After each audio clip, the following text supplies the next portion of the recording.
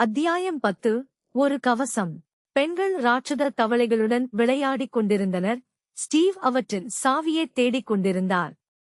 அப்போது லாவண்யாவின் அலறல் சத்தம் கேட்டு அவளைப் பார்த்தபோது கருப்பு ராட்சத தவளையால் மிதிபட்டுக் கொண்டிருந்தார். ஸ்டீவ் தனது முழு பலத்துடன் லாவண்யாவை அதன் பிடியில் இருந்து தப்பிக்கச் செய்தான். ஆனால் எதிர்பாராத விதமாக மற்ற தவளைகள் அவர்களைத் தாக்கத் தொடங்கின. தாக்குதல் ஆரம்பமாகிவிட்டது என்று நினைக்கிறேன். சாவியைப் பெற விரும்பினால் அவற்றை தோற்கடிக்க வேண்டும் என்று கத்தினான் அஜய். நான் எப்போதும் ஏக்ஷனுக்கு தயாராக இருக்கிறேன் சார் என்று ஸ்டீவ் அவர்களுடன் சண்டையிட ஆரம்பித்தான். ஒரு நீல தவளை தாரா மீது குதிக்க முயன்றது. ஆனால் அவள் பறந்து சென்று ஒரு கல்லை எறிந்தாள். அதைத் தவிர்த்துவிட்டு தன் முன் கால்களால் அவளை மிதிக்க முயன்றது. ஆனால் அவள் அதன் தாக்குதலைத் தடுத்து பலமான உதை கொடுத்து பறந்து சென்றாள். மேரி தொடர்ந்து ஒரு மஞ்சள் தவளையை அடித்தார். அவளால் அதைத் தள்ள முடிந்தது. ஆனால் அவளால் அதை தோற்கடிக்க முடியவில்லை. அந்த கருப்பு தவளையின் பிடியில் இருந்து விடுபட்ட லாவண்யா இன்னும் அதிர்ச்சியில் இருந்து திரும்பவில்லை. அந்த தவளைகளுக்கு பயந்தாள். லாவண்யா, இது வெறும் விளையாட்டு, பயப்படாதே, வந்து எங்களுடன் விளையாடு என்றார் ஸ்டீவ். நான் வருவேன் ஸ்டீவ், எனக்கு சில நொடிகள் ஓய்வெடுக்க வேண்டும், அவ்வளவுதான், அவள் சொன்னாள். பின்னர் ஸ்டீவ் சண்டைக்கு திரும்பினார். அஜய் 2 வெவ்வேறு வண்ணத் தவளைகளுடன் சண்டையிட்டார். அவற்றை தோற்கடிக்க பல வழிகளில் முயன்றார். ஆனால் அவரால் அதைச் செய்ய முடியவில்லை. அவர்களுடன் சண்டையிட்டபோது வினோத் வெளியேறும் சுவர் அருகே நின்றிருந்தார். குழப்பங்கள் மற்றும் விசித்திரமான உணர்வுகளால் ஆக்கிரமிக்கப்பட்டார். அந்த நேரத்தில் ஒரு பச்சை தவளை அவர் அருகில் வந்தது. அவர் எதுவும் செய்யவில்லை. அது அவனை தரையில் தள்ள முன் கால்களை அவன் மீது வைத்தது. ஆனால் அவன் தன் சமநிலையை சமாளித்து அதன் கால்களை தன் கைகளால் பிடித்தான். அதன் எடை காரணமாக அவரால் அதை நகர்த்த முடியவில்லை. அதே நேரத்தில் அவரது வலுவான பிடியின் காரணமாக அது தப்பிக்க முடியவில்லை. பச்சை தவளையின் உடலால் வெள்ளை தவளையின் தாக்குதல்களைத் தடுத்தார். எவராலும் அவரை தாக்க முடியாது. அது பெரிய சுவரால் மூடப்பட்டிருந்தது. சில நேரங்களில் அது 2 பின் கால்களின் உதவியுடன் அவரை தோற்கடிக்க குதித்தது. ஆனால் அவர் இந்த நேரத்தை பயன்படுத்தி அதை திருப்பி அதன் மென்மையான வயிற்றில் அடித்தார். அப்போது வெடிப்பு சத்தம் கேட்டதுடன் அடர் சிவப்பு ஒளியும் தெரிந்தது. திடீரென 4 துண்டுகளாக உடைந்தது. அந்த போதுங்களின் பலவீனம் அவனுக்கு புரிந்தது. அவர் பச்சை தவளையின் துண்டுகளில் ஒன்றை எடுத்து வெள்ளை தவளையின் தாக்குதல்களை பாதுகாத்தார். அஜய் அவரது செயலை பார்க்க முடிந்தது. ஆனால் அதைக் கொல்ல அவன் தவறிய முறையே அவன் தவறவிட்டான். அவர் அதைப் பற்றி அவரிடம் கேட்க முயன்றார். ஆனால் அந்த நேரத்தில் அவரது கவனம் சிதறியது. அவர் தாக்கிய சிவப்பு ராட்சதர் அவரை கீழே தள்ளியது. அவர் ஒருவரை நோக்கி எழ முயன்றார்.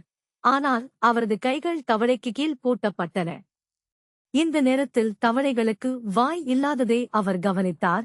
அந்த இடத்தில் சிறிய உதடு வடிவ ஸ்பீக்கர் பொருத்தப்பட்டிருப்பதை காண முடிந்தது. அதாவது அது அவர்களை காயப்படுத்த முடியாது, மற்றவர்களை தாக்க முடியாது, குதித்து மிதித்ததைத் தவிர வேறு எந்த தாக்குதலையும் செய்ய முடியாது. மேரி அதிவேகமாக பறந்து அந்த தவளையை தாக்க அது அவனிடமிருந்து விலகிச் சென்றது. அஜய் ஃபாஸ்ட் கெட்டப், அவள் சொன்னாள். அவர் நிலத்தில் இருந்து எழுந்தவுடன் அவரது கேள்விக்கான பதிலைக் காண முடிந்தது. வினோத் அந்த வெள்ளை தவளையை திருப்பி அதன் வயிற்றில் முழு பலத்துடன் அடித்தான். இதுதான் வழி, இது அவற்றின் பலவீனம். மேரி வேகமாகச் சென்று அவர்களுக்கு தெரியப்படுத்து, நாம் அவற்றை கவிழ்த்து அவற்றின் வயிற்றில் அடிக்க வேண்டும், அது அவற்றின் பலவீனம் என்றான் அஜய். மேரி மற்றவர்களுக்கு பறந்து சென்று இந்த தகவலை அவர்களுக்கு தெரிவித்தார். பின்னர் அவர்கள் அவற்றை கொல்லத் தொடங்கினர். சில நிமிடங்களில் அவர்கள் தங்கள் சண்டையை முடித்தனர். ஆமாம், நாங்கள் முதல் லெவலை வென்றோம். அஜய், அவர்களின் பலவீனம் உங்களுக்கு எப்படி தெரியும்? தாராவிடம். நான் அதன் பலவீனத்தைக் காணவில்லை. உங்கள் சகோதரன் இதைக் கண்டுபிடித்தார் என்றான் அஜய். அவர்கள் வினோத்திடம் சென்றார்கள். அவர் இன்னும் அங்கேயே நின்றார். எப்படி கண்டுபிடித்தாய் வினோத்? ஸ்டீவ் கேட்டார். எனக்கு தெரியாது, அது ஒரு ஃபூக்காக இருக்கலாம். நான் அதனுடன் சண்டையிடும் போது நான் அதன் முன் கால்களை பிடித்தேன். அந்த நேரத்தில் நான் அதை தள்ள வேண்டியிருந்தது. நான் அதைச் செய்தேன். ஆனால் அது தலைகீழாக கீழே விழுந்தது. என் பயத்தால் அதன் வயிற்றில் அடித்து அதைக் கொன்றேன். பிறகுதான் புரிந்து கொண்டேன், இது அச்சின் பலவீனம், என்றான் வினோத். அதாவது, நீ அதைக் கண்டுபிடிக்கவில்லை, உன் பயம் மட்டுமே கண்டுபிடித்தது, என்றார் ஸ்டீவ். ஆமாம் தம்பி, இதுதான் உண்மை, அவர் பதிலளித்தார். ஆனால் நண்பர்களே, நாங்கள் இன்னும் அந்தச் சாவியை கண்டுபிடிக்கவில்லை, என்றாள் மேரி. ஆம், நாம் இன்னும் எதையோ தவறவிடுகிறோம், என்றாள் தாரா. நீ சொல்வது சரிதான், வினோத் 2 தவளைகளைக் கொன்றான், நான் ஒன்றைக் கொன்றேன், அஜய் ஒன்றைக் கொன்றாய், மேரி ஒன்றைக் கொன்றாய், லாவண்யா எதையும் கொல்லவில்லை. ஆனால் அவை நிலத்திலிருந்து வந்தபோது 7 தவளைகளைப் பார்த்தோம், ஒரு தவளையைத் தவறவிட்டோம், அதைத் தேட வேண்டும், அதில் நம் சாவி உள்ளது, என்று ஸ்டீவ் தாராவிடம் கூறினார். பிறகு அந்த 7வது தவளையைத் தேட ஆரம்பித்தார்கள். லாவண்யா மிகவும் உயரமாக பறந்து சென்று பறவையின் பார்வையில் தேடினாள். அங்கே பார், அது தங்கப் பாறையில் அமர்ந்திருக்கிறது, அது ஒரு தங்க நிற தவளை, லாவண்யா கத்தினாள். அவள் சுட்டிக்காட்டிய இடத்தை மற்றவர்கள் பார்த்தார்கள். அவர்கள் அதைக் கண்டுபிடித்தார்கள். அவர்கள் ஏற்கனவே பார்த்திருக்கிறார்கள், ஆனால் அதன் நிறம், அந்த இடத்தின் தங்க நிறம் மற்றும் அந்த தவளையின் தங்க நிறத்தின் ஒற்றுமை ஆகியவை எளிதில் மறைக்க உதவுகின்றன. சட்டென்று துரத்த ஆரம்பித்தனர். ஏய் காய்ஸ், ப்ளீஸ் வெயிட் பண்ணுங்க, நான் ஏதோ உணர்கிறேன், என்னால் பார்க்க முடிகிறது என்று நினைக்கிறேன், என்றான் வினோத். ஆனால் அவர்கள் அவனுடைய வார்த்தைகளை கேட்கவில்லை. அவன் குரல் அவர்களின் கூச்சல் சத்தத்திற்கு பின்னால் மறைந்திருந்தது. ரமேஷ் டிஸ்பிளேவை எல்லாம் பார்த்தான். வேறு ஏதேனும் ஆபத்து உள்ளதா என்று அந்த பெண்ணிடம் கேட்டார். இல்லை ஐயா, இந்த அளவில் 2 பணிகள் மட்டுமே உள்ளன. அதே நேரத்தில் அந்த தவளைகள் சண்டையிடும் ராட்சதர்கள் அல்ல. நாங்கள் விளையாடும் நட்பு பொம்மைகளாக இதை வடிவமைத்துள்ளோம். ஆனால் யாரோ ஒருவர் மற்றவர்களை தாக்கும்போது அதன் திட்டத்தை மாற்றினார். நீங்கள் கவலைப்பட வேண்டியதில்லை, மற்றவர்களுக்கு தீங்கு விளைவிக்கும் ஆயுதங்கள் அவர்களிடம் இல்லை. எனக்கு அது கிடைத்தது. அவர்களின் புத்திசாலித்தனம் மற்றும் திறமைகள், அவர்கள் எல்லா வகையான பயங்கரமான சூழ்நிலைகளையும் சமாளிக்க முடியும் என்று நான் நம்புகிறேன்.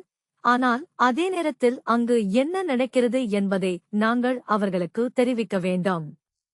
என்னால் நிலைமையை புரிந்து கொள்ள முடிகிறது ஐயா, ஆனால் எங்கள் கணினி எங்கள் கட்டுப்பாட்டில் இல்லை, அதனால் அவர்களுடன் தொடர்பு கொள்ள முடியாது, இந்த விளையாட்டை நிறுத்த முடியாது. அவர்களின் உரையாடல் அந்த மனிதரின் குரலால் தடைப்பட்டது. ஐயா, இப்போது எனக்கு சக்தி மாற்ற கட்டுப்பாடு உள்ளது, அவர்களை அங்கிருந்து வெளியேற்ற முடியாது. ஆனால் விளையாட்டை விளையாடுவதற்கான சக்திகளை நாங்கள் கொடுக்க முடியும். இங்கே தங்க தவளையின் நிரலும் மாறிவிட்டது, எனவே அவர்களால் அதை எளிதாக பிடிக்க முடியாது. அதை பிடிக்க நாங்கள் அவர்களுக்கு உதவ முடியும். ஆனால் நாம் ஏன் அதை செய்ய விரும்புகிறோம்? இது ஆபத்து குறைவான இடம் என்று நீங்கள் சொன்னீர்கள், எனவே நாங்கள் அவர்களை காப்பாற்றும் வரை அவர்கள் அங்கேயே இருங்கள். இல்லை சார், முதல் கட்டத்தின்படி விளையாட்டின் நிலையை புரிந்துகொள்வதற்காக மட்டுமே அவர்களை இப்படி விட்டுவிட முடியாது. எனவே அவர்களால் நீண்ட நேரம் இருக்க முடியாது. சில நிமிடங்களுக்குப் பிறகு இந்த நிலை அவர்களை இந்த இடத்திலிருந்து அகற்றிவிடும். ஆனால் இப்போது எங்கள் கணினி எங்கள் கட்டுப்பாட்டில் இல்லை, எனவே அவர்களுக்கு என்ன வேணுமானாலும் நடக்கலாம் சார். அப்படியானால் நீங்கள் ஏன் காத்திருக்கிறீர்கள்? அவர்களை காப்பாற்ற ஏதாவது சக்தியை அனுப்புங்கள், விரக்தியுடன் கத்தினான். திடீரென்று கணினியில் ஏதோ செய்தார். ஐயா, நான் அவர்களுக்கு அதிக சக்தியை அனுப்ப முடியாது, ஆனால் நான் அவர்களுக்கு கவசத்தை அனுப்புகிறேன். அது அவர்கள் இந்த நிலையை கடக்க உதவும். அவர் தனது கையால் ஆகாத நிலையைப் பற்றி கவலைப்பட்டார். இந்த நேரத்தில் ரகுலிடம் இருந்து அவருக்கு போன் வந்தது. நீங்கள் ஏதாவது கண்டுபிடித்தீர்களா ரமேஷ்? இல்லை, என்னால் எதையும் கண்டுபிடிக்க முடியவில்லை, ஏனென்றால் அவர் டார்க் வெப் மூலம் SMS அனுப்பினார். ரகுல், அவரை விட்டுவிடுங்கள், என் குழந்தைகளின் வாழ்க்கையைப் பற்றி என்னிடம் கேட்கப்படுகிறது, நாங்கள் அவர்களை காப்பாற்ற வேண்டும். என்னால் என் நண்பரை புரிந்து கொள்ள முடிகிறது. அந்த கணினி சேவையகத்தைப் பற்றிய சில தகவல்கள் எனக்கு தேவை. எனவே உங்கள் தொலைபேசியை அந்த ஆபரேட்டரிடம் கொடுங்கள். அவனிடம் போனை கொடுத்தான். ரகுல் அவர்களின் சேவையகத்தைப் பற்றி கேட்டார். ஆனால் அவர், சார், நாங்கள் அதை இணையத்துடன் இணைக்கவில்லை. இது வாடிக்கையாளரின் பாதுகாப்பு காரணமாக ஆஃப்லைனில் வேலை செய்கிறது. நாங்கள் அதைச் செய்யவில்லை. வைரஸ் மற்றும் ஹேக்கர்கள் தாக்குதல்களைத் தவிர்க்க இது எங்களுக்கு உதவியது. ஆனா இப்ப எப்படி நடந்ததுன்னு தெரியலை சார். ரகுல் குழம்பி போய் அடுத்த சில நிமிடங்களில் கூப்பிடுகிறேன் என்று கூறி அழைப்பை கட் செய்தான். ஆபரேட்டர் ரமேஷிடம் போனை திருப்பிக் கொடுத்தார். காட்சியில் இருந்து கண்களை அசைக்காமல் அதை பெற்றார். அவர்கள் தங்கத் தவளையை பல வழிகளில் துரத்தியும் அவர்களால் அதை பிடிக்க முடியவில்லை. தன்னை மறைத்துக் கொள்வதற்கு தன் நிறத்தை பெரும் சாதகமாக பயன்படுத்திக் கொண்டு அவர்களை விட வேகமாக ஓடி அந்த இடத்தின் பாறைகளை விட உயரத்தில் குதித்தது. பறக்கும் சக்தியின் உதவியால் கூட அவர்களால் பிடிக்க முடியவில்லை. ஏய், அங்கே பார், ஸ்டீவ் கத்தினார். மற்றவர்கள் அவர் சுட்டிக்காட்டிய இடத்தை பார்த்தார்கள். ஒரு பாறையில் தோன்றிய ஒரு கவசத்தை அவர்கள் பார்க்க முடிந்தது. நம்மில் ஒருவர் அதை எடுக்க வேண்டும் என்றான் அஜய். எங்களிடம் ஏற்கனவே பறக்கும் சக்தி உள்ளது, எனவே நீங்கள் அதை எடுத்துக் கொள்ளுங்கள் என்றாள் மேரி. அவர் பாறைக்குச் சென்று அந்த கவசத்தை எடுத்துக் கொண்டார். அவர் அதை அணிந்து அவர்களுக்கு உதவ திரும்பினார். மீண்டும் அவர்கள் அதை துரத்தத் தொடங்கினர். அது அவர்களை மறைக்க முயன்றது. ஆனால் மேரியும் தாராவும் அதன் தாக்குதலை தடுப்பதற்காக முன்பக்கத்தில் தங்கள் இறக்கைகளை மூடிக்கொண்டனர். அந்த தாக்குதலில் இருந்து அவர்களின் இறக்கைகள் காப்பாற்றப்பட்டன. ஆனால் அதன் தாக்கத்தில் இருந்து அவர்களால் தப்ப முடியவில்லை. அதன் தாக்கம் அவர்களை தூக்கி எறிந்தது. ஆனால் சரியான நேரத்தில் அஜய் வந்து அவர்களை காப்பாற்றினார். அவர் புரிந்து கொண்ட பெண்களை பிடித்ததும் அவரது கவசம் அவருக்கு மேலும் பலத்தை அளித்தது. இது எங்களை ஆக்ரோஷமாக தாக்குகிறது, ஸ்டீவ் கத்தினார். இப்போது வேஷம் போடுங்கள். இந்த கவசம் எனக்கு அதிக பலத்தை அளித்தது. நீங்கள் நால்வரும் உங்களால் முடிந்தவரை அதை என்னிடம் ஓட்டுங்கள். நான் அதை கவனித்துக் கொள்கிறேன் என்றான் அஜய். அவருடைய யோசனையை ஏற்றுக்கொண்டனர். அவர்கள் அதை அவரிடம் இழுத்தனர். அது அவரை அடைந்ததும் அது அவர் மீது குதிக்க முயன்றது. அவர் இந்த நேரத்தை பயன்படுத்தி அதன் வயிற்றில் அடித்தார். அவர் அதை சூப்பர் பலத்துடன் அடித்தார். ஆனால் எதுவும் நடக்கவில்லை. ஆனால் அதன் தாக்கத்தால் அது மிக உயரத்துக்கு எரிந்து லாவண்யாவுக்கு அருகில் இருந்தது. லாவண்யா, சாவி அதன் முதுகில் இருக்கிறது என்று கத்தினான் அஜய். லாவண்யா அதீத வேகத்தில் பறந்து அதன் முதுகில் இருந்த சாவியை எடுத்தாள். நாங்கள் முதல் நிலை வென்றோம் என்று கத்தினார்கள். லாவண்யாவின் சரியான நேரத்தில் துணிச்சலான செயலை அனைவரும் பாராட்டினர். பிறகு அந்தச் சுவருக்குச் சென்று இரண்டாம் நிலை, பெரிய தலை என்ற பெயரைத் தொட்டார்கள். சட்டென்று அந்த வார்த்தைகள் மறைந்து அந்த இடத்துக்கு தட்டிக்கதவு வந்தது. நீங்கள் ஒரு விஷயம் தெரிந்து கொள்ள வேண்டும் என்று வினோத் கூறினான். ஆனால் அவர்கள் அவனுடைய வார்த்தைகளைக் கேட்கவில்லை. மாயாஜால உயிரினங்களாக கதவுக்குள் நுழைந்தார்கள். கதவுக்குள் நுழைந்தவர்கள் இரண்டாம் கட்டத்திற்கு வந்தனர். இங்கு அவர்கள் மிக உயரமான கட்டிடங்களையும் கோபுரங்களையும் பார்க்க முடிந்தது. பரந்த சாலைகளையும் குறுகிய பாதைகளையும் அவர்களால் பார்க்க முடிந்தது. ஆனால் அந்த இடத்தில் யாரையும் பார்க்க முடியவில்லை. அந்த அற்புதமான இடங்கள் வெறிச்சோடின. அந்த இடத்தில் உயிர் மற்றும் உயிர்ச்சக்தியின் அடையாளங்களை அவர்களால் பார்க்க முடியவில்லை. இங்கே மனுஷங்களே இல்லை. இது ஒரு வெற்றி இடம். இங்கே என்ன நடந்திருக்கும்? தாராவிடம், நீ இங்கு வருகிறாய் என்று யாரோ அவர்களுக்கு தெரிவித்ததாக நான் நினைக்கிறேன். அதனால்தான் அவர்கள் இந்த இடத்தை காலி செய்திட்டார்கள் என்றான் ஸ்டீவ். ஹா, என்ன ஒரு மோசமான ஜோக். இதற்கு சிரிக்க எனக்கு நேரமில்லை என்றாள் தாரா.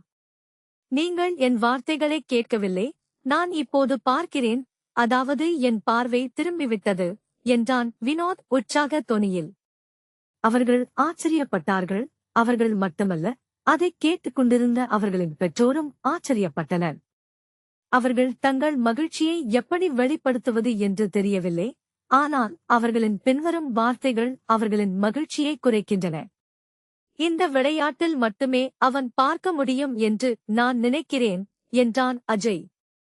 அதை எப்படிச் சொல்கிறாய் என்று லாவண்யா அவனிடம் கேட்க, ஆம், ஏனென்றால் நாம் இந்த விளையாட்டில் நுழைந்ததிலிருந்து அவன் ஏதோ விசித்திரமாக உணர்கிறான் என்று கூறுகிறான், என்றான் அஜய். நீ சொல்வது சரிதான், ஆனால் அது எதுவாக இருந்தாலும் இப்போது அவனும் இந்த விளையாட்டை அனுபவிக்க முடியும், என்றான் ஸ்டீவ். ஸ்டீவ், இது போன்ற ஒரு எளிய விஷயம் இல்லை, இது விசித்திரமான ஒன்று, இல்லையா என்று கேட்டாள் மேரி. அப்போது எங்கிருந்தோ பயங்கரமான ப்ரோக்கிங் சத்தம் கேட்டது. அவர்கள் அதிர்ச்சியடைந்து அந்த ஓசையை கேட்டனர். அதே நேரத்தில் அவர்களின் பெற்றோர்கள் தங்கள் குழந்தைகளின் பார்வை தொடர்பை இழந்தனர்.